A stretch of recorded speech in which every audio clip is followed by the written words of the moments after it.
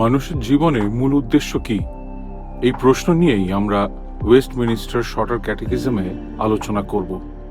এই প্রশ্নের দ্বারা আমাদের জিজ্ঞাসা করা হচ্ছে যে ঈশ্বর আমাদের সৃষ্টি করেছেন, এর প্রাথমিক উদ্দেশ্য কি? উত্তর হলো, আমরা যেন ঈশ্বরের মহিমা করি এবং তাকে সর্বদা উপভোগ করি। এটি সহজ শেখার জন্য এবং খুব গভীর। ওয়েস্টমিনিস্টার শর্টার ক্যাটেকিজমে আমরা এই ধরনের 107টি প্রশ্নের উত্তর দেখব। এই শিক্ষা প্রথমে 1647 সালে লন্ডনে ওয়েস্টমিনিস্টার অ্যাসেম্বলিতে দেওয়া হয়। আমরা বিশ্বাস করি এই বাইবেল ভিত্তিক শিক্ষা পৃথিবীর বিভিন্ন প্রান্তে ছড়িয়ে পড়বে এবং বহু সংখ্যক মানুষ এই শিক্ষার মাধ্যমে আশীর্বাদ প্রাপ্ত হবে।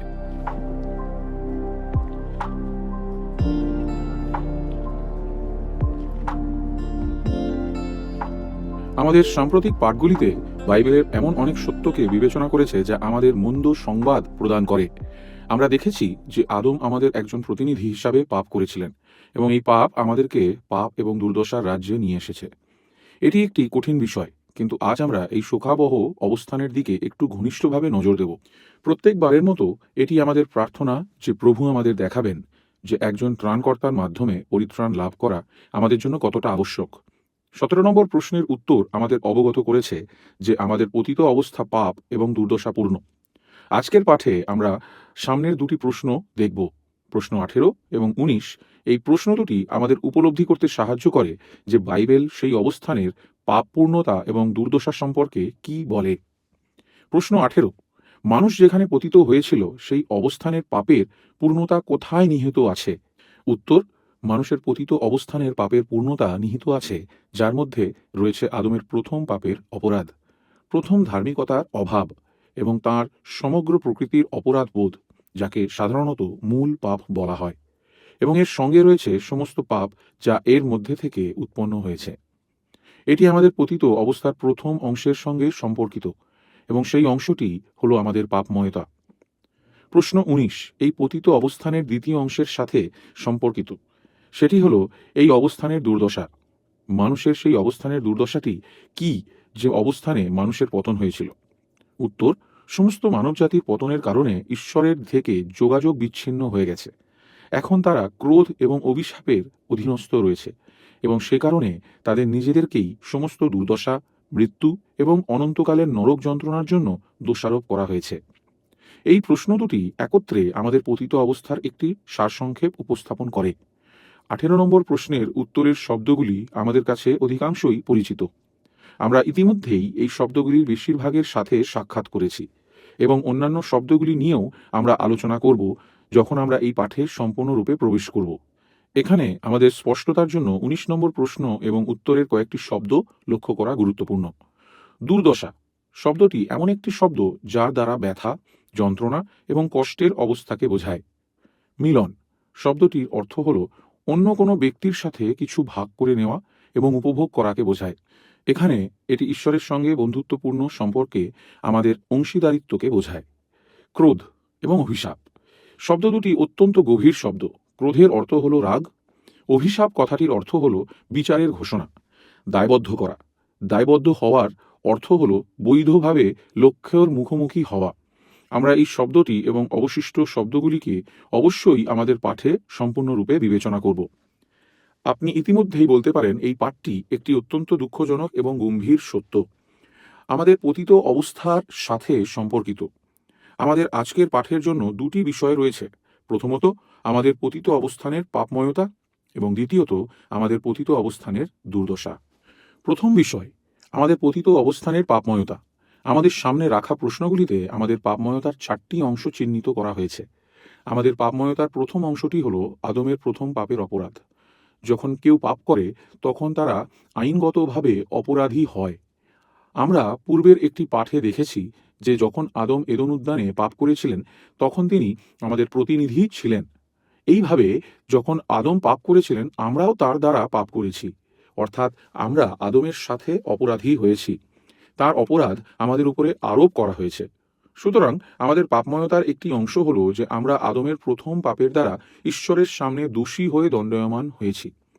পূর্ববর্তী পাঠ থেকে আপনার নিশ্চয় মনে আছে যে আমরা বাইবেলের শিক্ষার বিষয়ে কথা বলেছিলাম। যে ঈশ্বর আদমকে আমাদের প্রতিনিধি হিসাবে নিযুক্ত করেছেন। এটি একটি দুঃখজনক সত্য, এবং অবশ্যই পাপ করার সময় কেবলমাত্র তিনি পতিত হননি, আমরাও তার সাথে পতিত হয়েছিলাম। আমাদের পাপময়তার দ্বিতীয় অংশ হল প্রারম্ভিক ধার্মিকতার অভাব। এই কথাটি উল্লেখ করার মাধ্যমে ক্যাটেকিজম আমাদের প্রাথমিক ধার্মিকতার চাহিদাকে বোঝায়। কখনো কখনো আমরা যা চাই তা বলার জন্য আমরা চাহিদা শব্দটি ব্যবহার করি, কিন্তু এখানে চাহিদা শব্দটির অর্থ হলো এমন কিছু যার অভাব রয়েছে। এর অর্থ হলো যে আমরা এই পৃথিবীতে যখন জীবন শুরু করি, তখন আমরা ধার্মিকতার অবস্থানে দাঁড়িয়ে এই পৃথিবীতে প্রবেশ করি না, বরং আমরা এই পৃথিবীতে এমন মানুষ হিসাবে জীবন শুরু করি যারা ধার্মিকতাহীন। নিজের পাপের আগে আদম একজন ধার্মিক ব্যক্তি ছিলেন, কিন্তু তিনি পাপ করেছিলেন এবং তিনি সেই ধার্মিকতা থেকে বঞ্চিত হয়েছিলেন। তার পাপের অন্যতম একটি লক্ষ্য হলো যে আমরা ধার্মিকতাবিহীন অবস্থায় আমাদের জীবন শুরু করি। আমাদের পাপময়তার তৃতীয় অংশ আমাদের বলে যে এটি আরও কদর্য, কারণ আমাদের পাপময়তার তৃতীয় অংশটি হলো আমাদের সমগ্র প্রকৃতির কলুষতা। এর অর্থ হলো যে যখন আমরা এই পৃথিবীতে জীবন শুরু করি, তখন আমরা পাপের প্রতি প্রতিশ্রুতিবদ্ধ হয়েই জীবন শুরু করি। দাউদ এই বিষয়টি বোঝাতে চেয়েছিলেন যখন তিনি গীতসংহিতা 51 অধ্যায় 5 পদে লিখেছিলেন, দেখো, অপরাধে আমার জন্ম হইয়াছে, পাপে আমার মাতা আমাকে গর্ভে ধারণ করিয়াছিলেন। তিনি বলছেন না যে তার মা তাকে গর্ভধারণ করে পাপ করেছেন, বরং যখন তিনি গর্ভধারণ করেছিলেন তখন ইতিমধ্যেই তিনি পাপী ছিলেন। এবং এটি আমাদের প্রত্যেকের জন্য প্রযোজ্য। আমাদের স্বভাব পাপপূর্ণ, অর্থাৎ আমরা পাপের কারণে পরিবর্তিত হয়েছি এবং মন্দতায় পাপের জন্য প্রতিশ্রুতিবদ্ধ। মানুষের ঠিক কতটা পরিবর্তন হয়েছে, মানুষ ঠিক কতটা পাপী, তার একটি চিত্র যদি আপনি দেখতে আগ্রহী, তাহলে আপনি রোমিও 3 অধ্যায় 10 থেকে 18 পদে সেই চিত্র দেখতে পাবেন।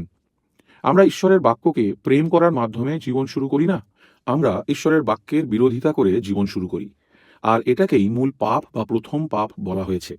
আমাদের হৃদয়, আমাদের মন, আমাদের ইচ্ছা, আমরা যা কিছু, সমস্ত কিছু ইতিমধ্যেই কলুষিত। আমরা ধার্মিক বা নির্দোষ হয়ে জীবন আরম্ভ করি না, আমাদের পাপ করতে শিখতে লাগে না। আমাদের হৃদয় ইতিমধ্যেই পাপের প্রতি প্রতিশ্রুতিবদ্ধ। অন্য কথায় বলতে গেলে, আমরা যে পাপ করি তা আমাদের অন্তরেই উদ্ভূত হয়, এবং এটি আমাদেরকে পাপময়তার শেষ অংশ, আমাদের প্রকৃত অধর্মের দিকে পরিচালিত করে। আপনি এবং আমি পাপপূর্ণ কাজ করে থাকি, আমরা কলুষতাপূর্ণ চিন্তা করি, আমরা পাপপূর্ণ আকাঙ্ক্ষাগুলিতে উল্লাসিত হই, আমরা অধর্মপূর্ণ কাজ করি, আমরা এই ধরনের মন্দ কাজগুলিই করি। প্রশ্নোত্তর পর্ব এটাই উপলব্ধি করাতে চায় যখন এটি উল্লেখ করে যে সমস্ত মূল অধর্ম, রোমিও 3 অধ্যায় 23 পদ আমাদের খুব সহজভাবে বলে, কেননা সকলেই পাপ করিয়াছে এবং ঈশ্বরের গৌরববিহীন হইয়াছে। প্রশ্নোত্তর পর্ব আমাদের মনে করিয়ে দেয় যে এই প্রকৃত পাপগুলি আমরা অন্তঃকরণ থেকে করি। মথি 15 অধ্যায় 19 পদে খ্রিস্ট এই বিষয়েই বলেছেন, কেননা অন্তঃকরণ হইতে কুচিন্তা, নরহত্যা, ব্যভিচার, বেশ্যাগমন, চৌর্য, মিথ্যা সাক্ষ্য, নিন্দা আইসে। সব ধরনের পাপ, সব রকমের পাপ, সমস্ত পাপই আমাদের অন্তঃকরণ থেকে আসে। বন্ধুরা, এটি আমাদের বিরুদ্ধে একটি দুঃখজনক সাক্ষ্য। যদিও যখন আমরা খ্রিস্টবিহীনভাবে এবং তাঁর অনুগ্রহবিহীন অবস্থায় নিজেদেরকে দেখি, তখন আমরা ঈশ্বরের দৃষ্টিতে নিজেকে একজন শোচনীয় পাপী হিসাবে খুঁজে পাই। আমরা প্রথম থেকেই অপরাধী এবং দুর্নীতিগ্রস্ত, এবং আমাদের জীবনের দীর্ঘতা এই পাপকে প্রদর্শন করে। হায়, এটাই পাপের অবস্থানের ভয়াবহতা। কিন্তু এটি কেবল আমাদের পতিত অবস্থার অংশ, আমাদের পাপময়তা। খ্রিস্ট যিশুতে ঈশ্বরের অনুগ্রহবিহীন অবস্থায় আমরা কতটা মন্দ তা দেখা আমাদের অধ্যয়নের যোগ্য বিষয়। দ্বিতীয়ত, আসুন এখন আমাদের পতিত অবস্থানের দুর্দশার দিকে নজর দেওয়া যাক।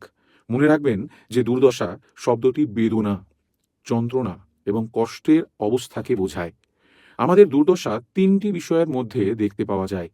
প্রথমত, আমাদের সহভাগিতার বিচ্ছিন্নতা। দ্বিতীয়ত, ঈশ্বরের সাথে আমাদের সম্পর্ক। এবং তৃতীয়ত, আমাদের উপরে আরোপিত আইনগত বিচার। প্রথম বিষয়, আমাদের সহভাগিতার বিচ্ছিন্নতা। পতনের পূর্ববর্তী সময় আদম এবং হবার জন্য কতই না আনন্দের বিষয় ছিল। তারা ঈশ্বরের উপস্থিতি এবং সহভাগিতা উপভোগ করত, এবং এটি এমন একটি স্থান যাকে আমরা পরম দেশ বলে উল্লেখ করি। তাদের জন্য সর্বশ্রেষ্ঠ এবং সর্বোচ্চ সুযোগ ছিল প্রকৃতপক্ষে তাদের সৃষ্টিকর্তা স্বয়ং ঈশ্বরের সাথে সহচর্যে জীবনযাপন করা। তারা অবশ্যই অন্যান্য অনেক কিছু উপভোগ করতে পারত এবং নিশ্চিতভাবে উপভোগ করেছিল, কিন্তু সমস্ত উপভোগ্য সুযোগ সুবিধার এমন একজন ঈশ্বরের উপস্থিতি এবং তার সঙ্গে প্রেমময় সহভাগিতা উপভোগ করা, যিনি সর্ববিষয় উত্তম ঈশ্বর। কিন্তু আদম এবং হবা পাপ করার সাথে সাথে ঈশ্বরের সঙ্গে সেই সহভাগিতা হারিয়েছিল। প্রশ্নোত্তর পর্ব এটাই উপলব্ধি করাতে চায় যখন এটি উল্লেখ করে যে ঈশ্বরের সঙ্গে যোগাযোগের বিচ্ছিন্নতা। লক্ষ্য করুন, এটি সমস্ত মানবজাতির জন্য সত্য। আমরা এটি দেখতে পাই যে যখন ঈশ্বর আদম ও হবার কাছে এসেছিলেন, তখন তারা প্রভুর কাছ থেকে দূরে লুকিয়ে পড়েছিল। আমরা এই অনুভূতি আজকে সেই সমস্ত পাপ এবং ভীতির মধ্যে দেখতে পাই যা মানবতাকে আঁকড়ে ধরে রেখেছে। মানুষের উপভোগ করার জন্য সবচেয়ে উত্তম বিষয় পাপের কারণে মানুষের কাছ থেকে কেড়ে নেওয়া হয়েছিল। উদাহরণস্বরূপ, একজন ধনী ব্যক্তিকে কল্পনা করুন, যার অনেক বাড়ি, অনেক টাকা এবং অনেক সম্পত্তি আছে, যে হয়তো একটি নির্দিষ্ট সময়কালের জন্য প্রচণ্ড সুখী হতে পারে এবং সেই সব জিনিস উপভোগ করার জন্য তার সুস্বাস্থ্যও থাকতে পারে।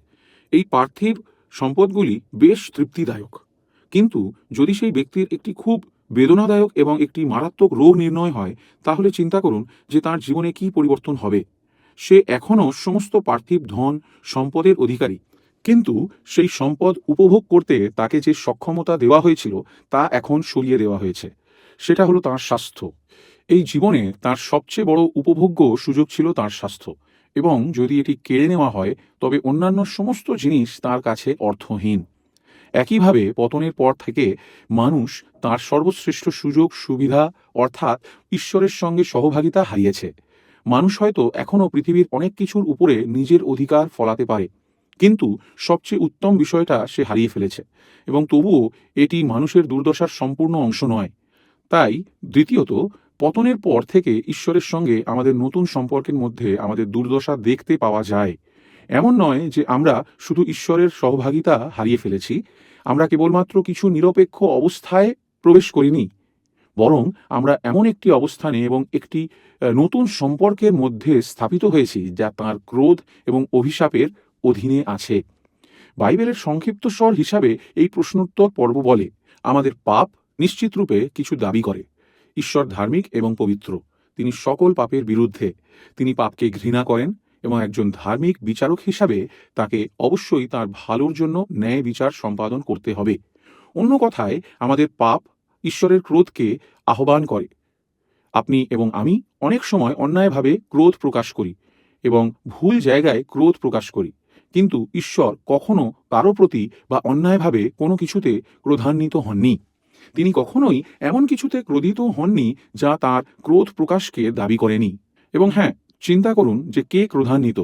তিনি হলেন ঈশ্বর, পবিত্র, বিশুদ্ধ এবং নিখুঁত ঈশ্বর, যার ক্রোধও পবিত্র, বিশুদ্ধ এবং নিখুঁত, এবং তার ক্রোধ সেই সমস্ত কিছুর বিরুদ্ধে যা মন্দ, পাপপূর্ণ এবং জঘন্য।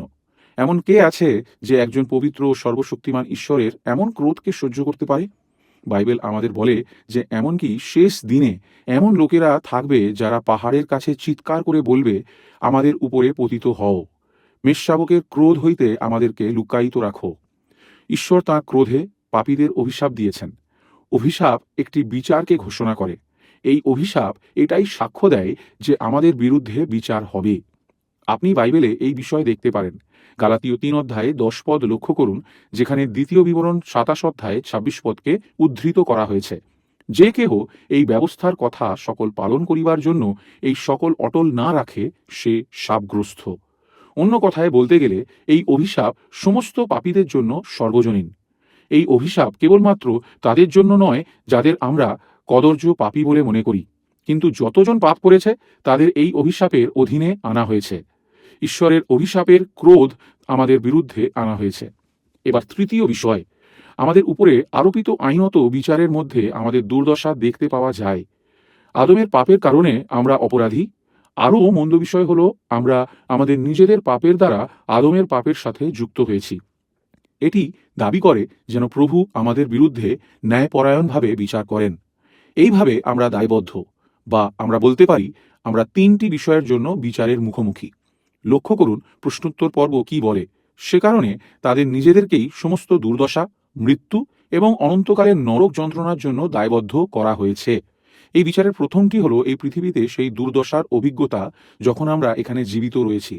আমাদের পার্থিব দুঃখ দুর্দশা হলো সেই সমস্ত বেদনাকে অভিজ্ঞতা যা আমরা এই জীবনে দেখেছি। আমরা ঈশ্বরের বিরুদ্ধে পাপ করেছি, সেই কারণে ন্যায্যভাবেই এই দুঃখ দুর্দশাগুলি আমাদের জীবনে আরোপিত হয়েছে। স্পষ্ট করে বলতে গেলে এর অর্থ এই নয় যে প্রতিটি দুঃখ, প্রতিটি বেদনা, প্রতিটি যন্ত্রণা যা আমরা অনুভব করছি সেগুলির সমস্তই আমাদের কোনো নির্দিষ্ট কাজের কারণে। কিন্তু এর অর্থ এই যে আমরা যে সমস্ত দুঃখ দুর্দশা অনুভব করি, আমরা সেগুলি অনুভব করি কারণ আমরা পাপ এবং দুর্দশার অবস্থানে রয়েছি। আমাদের ঈশ্বরের ধার্মিকতা আমাদেরকে এই অবস্থায় রেখেছে, কারণ আমরা তার বিরুদ্ধে পাপ করেছি। অন্য কথায়, পতনের পূর্বে কোনো অসুস্থতা বা রোগ ছিল না, কোনো হৃদয়ের যন্ত্রণা ছিল না, বা গালাগালি, বিকৃতি বা সংকট ছিল না। এ সবই আদমের প্রথম পাপের কারণে ঘটেছে। তার পাপ একটি ভগ্ন জগতের উন্মোচন করেছে, এবং আমাদের দুর্দশার একটি অংশ হলো আমরা এই জীবনে এই সমস্ত বিষয়গুলি অনুভব করতে থাকব। এই দুর্দশার দ্বিতীয়টি হলো আমাদের পার্থিব মৃত্যু। আদিপুস্তক 2:17 ঈশ্বর সম্পূর্ণভাবে স্পষ্ট ছিলেন যখন তিনি আদমকে সতর্ক করেছিলেন যে কেননা যেদিন তাহারা এই ফল খাবে সেই দিন মরিবেই মরিবে। আমাদের পাপ নিশ্চিতভাবে সকলকে মৃত্যুর দিকে পরিচালিত করেছিল। এটি কেবল আদমকে মৃত্যুর দিকে নিয়ে যায় না, কিন্তু তার সমস্ত বংশধর মৃত্যুর দিকে নিয়ে যায়। উপরন্তু আমরাও পাপ করেছি, এবং ঈশ্বরের বাক্য রোমিও 6:23 খুবই স্পষ্ট। পাপের বেতন হলো মৃত্যু। মৃত্যু কি? মৃত্যু হলো আমাদের দেহ থেকে আমাদের আত্মাকে পৃথক করা। জীবিত অবস্থায় শরীর সংগঠিত এবং সক্রিয় ছিল, সমস্ত কিছু একত্রে কাজ করছিল। মৃত্যুতে যেটা শেষ হয়ে যায়, বিশেষত আমাদের আত্মা অবিলম্বে বিচারের জন্য প্রভুর সামনে যায়। ইব্রিয় 9:27 আমাদের বলে, আর যেমন মনুষ্যের নিমিত্ত একবার মৃত্যু, তৎপরে বিচার নিরূপিত আছে। আমরা জানি যে মৃত্যু এই জীবনকে সম্পূর্ণ করে। আমাদের দেহকে কবর দেওয়া হয়, এবং এক সময় সেই দেহ ধুলায় পরিণত হয়, এবং আমাদের আত্মা তখন বিচারের জন্য ঈশ্বরের কাছে যায়। এবং এটাই আমাদেরকে এই বিচারের তৃতীয় দিকে নিয়ে যায়, আমাদের অনন্ত মৃত্যু। আমি এই বিষয়ে গুরুত্ব দিয়ে বলতে চাই যে খ্রিস্টবিহীন অবস্থায় যারা মারা যায় তাদের সকলকে অনন্ত মৃত্যু প্রদান করা হয়, এবং অনুগ্রহের বিচারের বিষয় এখানে আরও কিছু বলা যায় যে কেবলমাত্র খ্রিস্টেতে লাভ করা সম্ভব। কিন্তু যারা খ্রিস্টবিহীন, সেই পাপীদের জন্য যা প্রাপ্য সেটা হলো অনন্ত মৃত্যু। আমাদের পার্থিব মৃত্যু একটি মহান শোকের বিষয়। এটি এই পৃথিবীতে আমাদের অভিজ্ঞতাকে সমাপ্ত করে। এটি প্রিয়জনদেরকে আমাদের থেকে আলাদা করে। যদিও এই পার্থিব মৃত্যু আমাদের দুর্দশার চূড়ান্ত অংশ নয়, আমাদের পাপ ঈশ্বরের বিচারকে কার্যকর করার দাবি করে। বাইবেল আমাদের বলে যে এই বিচার একটি চিরস্থায়ী বিচার। এই বিচারই হলো নরক। প্রশ্নোত্তর পর্ব বলে যে পতনের দ্বারা আমাদেরকে সমস্ত দুর্দশা, মৃত্যু এবং অনন্তকালের নরক যন্ত্রণার জন্য দায়বদ্ধ করা হয়েছে। এটি একটি গুরুত্বপূর্ণ বিবৃতি। কিন্তু নরকের যন্ত্রণাগুলি কি কি? এই যন্ত্রণাগুলির বিষয়ে পুরোপুরি প্রকাশ করার ক্ষমতা আমাদের নেই। বাইবেল বিভিন্ন অভিব্যক্তির ব্যবহার করে আমাদের এই দুর্দশার বিষয়ে কিছু কিছু জিনিস বুঝতে সাহায্য করে, এবং যখন আমরা বাইবেলের সেই অংশগুলি দেখি তখন আমরা দেখতে পাই যে নরক একটি সচেতন, আধ্যাত্মিক এবং শারীরিক যন্ত্রণার জায়গা। নিচের দুটি অংশ লক্ষ্য করুন। মথি 13:50 যিশু জগতের শেষে দুষ্টদের বিষয়ে কথা বলেছেন, এবং তিনি বলেছেন যে স্বর্গদূতেরা তাহাদিগকে অগ্নিকুণ্ডে ফেলিয়া দিবেন। সেই স্থানে রোদন ও দন্তঘর্ষণ হইবে। প্রকাশিত বাক্য 14:10 এবং 11 খ্রিস্ট সেই সমস্ত লোকদের যন্ত্রণার বিষয় ভবিষ্যৎবাণী করেছেন যারা নরক যন্ত্রণা ভোগ করবে। আমরা সেখানে পাঠ করি যে তবে সেই ব্যক্তিও ঈশ্বরের সেই রোষ মদিরা পান করিবে, যাহা তাহার কোপের পানপাত্রে অমিশ্রিত রূপে প্রস্তুত হইয়াছে, এবং পবিত্র দূতগণের সাক্ষাতে ও মেষশাবকের সাক্ষাতে অগ্নিতে ও গন্ধকে যাতনা পাইবে। তাহাদের যাতনার ধূম যুগপর্যায়ের যুগে যুগে উঠে। যাহারা সেই পশু ও তাহার প্রতিমূর্তির ভজনা করে এবং যে কেহ তাহার নামের ছাপ ধারণ করে, তাহারা দিবাতে কি রাত্রিতে কখনো বিশ্রাম পায় না। অন্যান্য অনেক জায়গায় যেখানে নরকের যন্ত্রণা বর্ণনা করা হয়েছে, সেই সমস্ত অংশগুলি আমাদের একই কথা বলে। যারা নরক ভোগ করবে তারা সচেতনভাবেই যন্ত্রণা ভোগ করবে, অর্থাৎ তারা নিজেদের অপরিমেয় ক্লেশ উপলব্ধি করবে ও অবগত হবে। যারা নরক ভোগ করে তারা যে যন্ত্রণা অনুভব করে, সেই যন্ত্রণা প্রকাশ করার কোনো উপায় নেই। নরক হলো অন্ধকার এবং অগ্নিপূর্ণ একটি স্থান, এবং সেই যন্ত্রণা আমাদের মনে পড়ে আমরা এই বিষয় নিয়ে বিবেচনা করি। এটি শুধু শারীরিক কষ্টই নয়, আত্মা অর্থাৎ আমাদের নিজের উপলব্ধি ও বিবেক এবং অভ্যন্তরীণ সত্তাও যন্ত্রণা ভোগ করবে। শব্দগুলি লক্ষ্য করুন, রোদন এবং দন্তঘর্ষণ। এই শব্দগুলি গভীর অভ্যন্তরীণ যন্ত্রণাকে প্রকাশ করে। যখন আমরা রোদন করি এবং দন্তঘর্ষণ করি তখন আমরা যন্ত্রণায় চিৎকার করি। অন্য কথায়, আমাদের অভ্যন্তরীণ যন্ত্রণা যা আমরা নিয়ন্ত্রণ করতে সক্ষম তার চেয়ে বেশি। আমরা স্পষ্টভাবে এই যন্ত্রণার বিষয়কে প্রকাশ করতে পারি না, কারণ আমাদের যন্ত্রণা অপ্রতিরোধ্য এবং বাইবেল আমাদের বলে যে এই নরক চিরস্থায়ী। কেউ কেউ এই বিষয়টিকে চ্যালেঞ্জ করে, কিন্তু বাইবেল এই ধারণা সম্পর্কে খুব স্পষ্ট। আমরা উপরের অংশে এটি দেখতে পাই। প্রকাশিত বাক্য 14 অধ্যায় 11 পদ, তাহাদের যাতনার ধূম যুগ পর্যায়ে যুগে যুগে ওঠে। তাহারা দিবাতে কি রাত্রিতে কখনো বিশ্রাম পায় না। যুগ পর্যায়ের যুগে যুগে অভিব্যক্তটি একইভাবে অন্যত্রও ব্যবহৃত হয়েছে। সেখানে সেই সমস্ত মানুষের অনন্ত আনন্দের কথা বলা হয়েছে যাদেরকে ঈশ্বর উদ্ধার করেছেন, এবং একইভাবে সেই সমস্ত মানুষের যন্ত্রণা চিরস্থায়ী হবে যারা তাদের পাপে মৃত্যুবরণ করেছে। এই ব্যথা এবং যন্ত্রণা আমাদের উপলব্ধির চেয়ে অনেক বেশি, এবং এই যন্ত্রণা কখনো থামবে না। এই যন্ত্রণার মাত্রা কখনো কমবে না। নরকের যন্ত্রণার তীব্রতা অপরিমেয় এবং এর সময়কাল চিরস্থায়ী। কেউ কেউ জিজ্ঞেস করে, এরকম অনন্ত যন্ত্রণার স্থানে পাপীদের শাস্তি দেওয়া কিভাবে ন্যায়সঙ্গত হতে পারে? দুটি বিষয় আমাদের এই প্রশ্ন উত্তর দিতে সাহায্য করে। প্রথম, ঈশ্বর কত মহান, এবং দ্বিতীয়ত, পাপ কতটা মন্দ। মনে রাখবেন, ঈশ্বর কত মহিমান্বিত, মঙ্গলময় এবং পবিত্র, এবং তিনি প্রশংসা ও সম্মানের যোগ্য। আপনি যদি আমাদের প্রশ্নোত্তর পর্বের চতুর্থ প্রশ্নটি মনে করেন, প্রশ্নটি ছিল ঈশ্বর কি, আপনার নিশ্চয়ই মনে পড়বে যে তিনি অসীম এবং চিরন্তন এবং অপরিবর্তনীয়ভাবে জ্ঞানী, শক্তিশালী, পবিত্র, ধার্মিক, উত্তম এবং সত্য। অন্য কথায়, যখন আমরা পাপ করি তখন আমরা এই মহিমান্বিত ঈশ্বরের বিরুদ্ধে পাপ করছি। এই ঈশ্বর যিনি কেবলমাত্র পবিত্র, আনন্দিত এবং নিখুঁত প্রেম, সেবা, বাধ্যতা এবং প্রশংসার যোগ্য।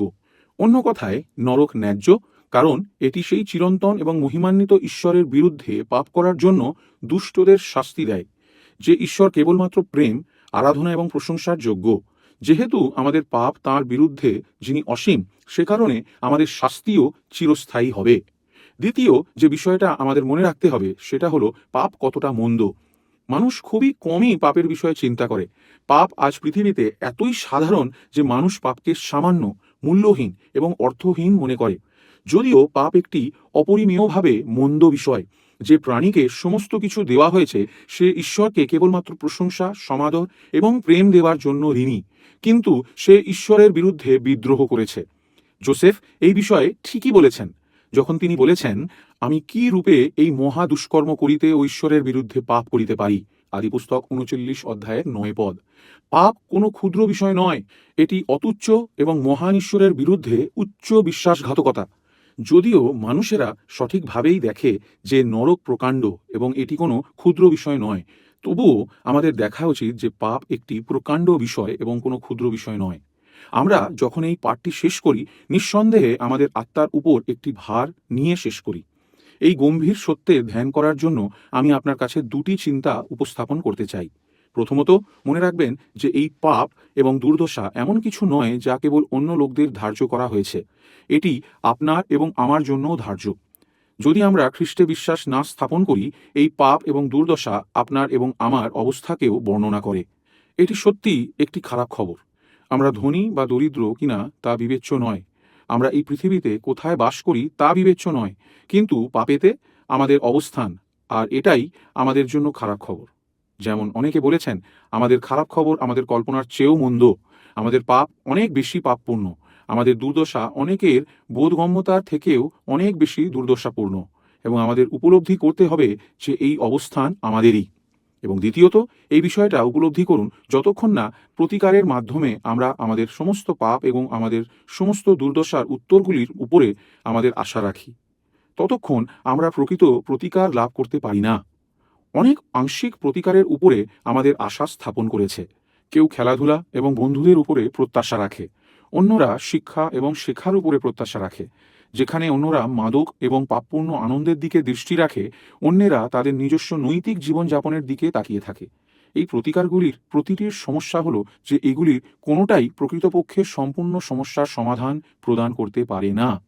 এগুলির কোনোটিই আমাদের পাপ ও দুর্দশা থেকে সম্পূর্ণরূপে মুক্তি দিতে পারে না। কিন্তু বন্ধুরা, এই ভারের মাঝখানেও স্মরণে রাখার মতো কিছু উত্তম বিষয় আছে, একটি প্রতিকার আছে। আমাদের সমস্ত পাপময়তার, আমাদের সমস্ত দুর্দশার একটি বাস্তব উত্তর আছে।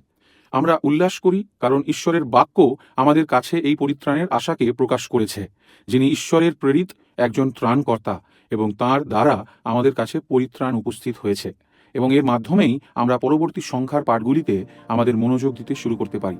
এবং যখন আমরা তা করি, ঈশ্বর আমাদেরকে আশীর্বাদ করুন, যেন আমরা কেবলমাত্র এই একজন ত্রাণকর্তার প্রয়োজনের দিকে দৃষ্টিপাত না করি, কিন্তু তিনি যেন আমাদের পরিত্রাণের জন্য তার উপর আস্থা রাখতেও আশীর্বাদ করেন। ওয়েস্টমিনিস্টার শর্টার ক্যাটেকিজমের শিক্ষাকে শোনার জন্য আপনাকে ধন্যবাদ জানাই। আমরা বিশ্বাস করি যে এই শিক্ষার মাধ্যমে আপনারা আশীর্বাদ পেয়েছেন। আসুন আমরা প্রার্থনা করি যেন এই শিক্ষা পৃথিবীর বিভিন্ন মানুষের কাছে পৌঁছাতে পারে এবং আশীর্বাদের কারণ হতে পারে।